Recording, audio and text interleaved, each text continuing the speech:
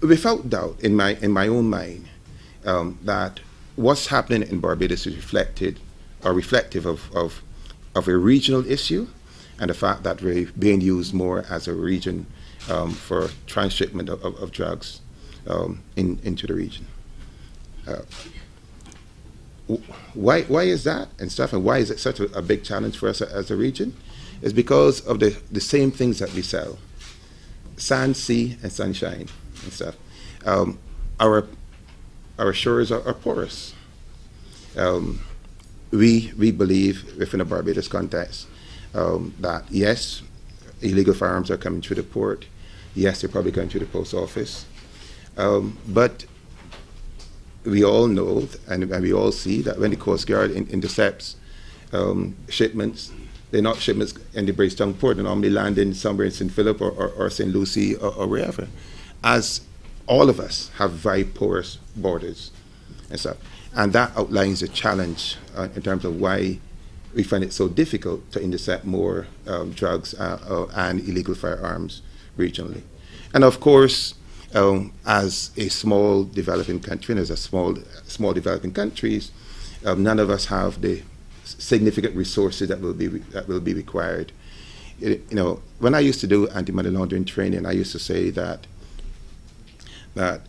the drug lords and drug barons have more resources than us as a small country, and that in fact that they are able to buy the best legal brains, the best accountants, the best lawyers, to try to get around the system. And that's the same thing in terms of utilizing our borders.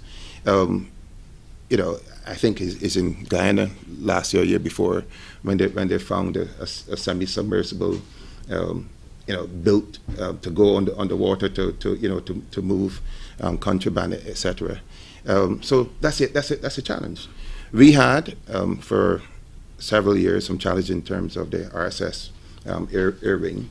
Both aircrafts are now back in the air, and we are seeing some success, some more success in Barbados and in the region, because we now have that capacity again. What we don't have, and what we would like to have more of, not only in terms here in Barbados, but in terms of the region, is more maritime assets to assist us, because the space is just vast and stuff. So that's the background in terms of why I believe that as individual countries and as a region that we're having the type of challenges that we're having and stuff. I do not believe that in fact, as some commentators would like to say, that we're having fiscal challenges, so automatically there's an increase in crime.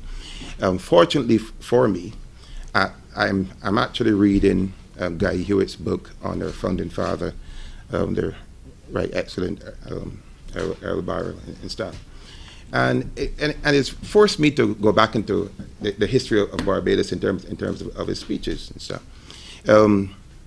In the 1950s, I can go back to the 30s. In the 30s, there was high unemployment.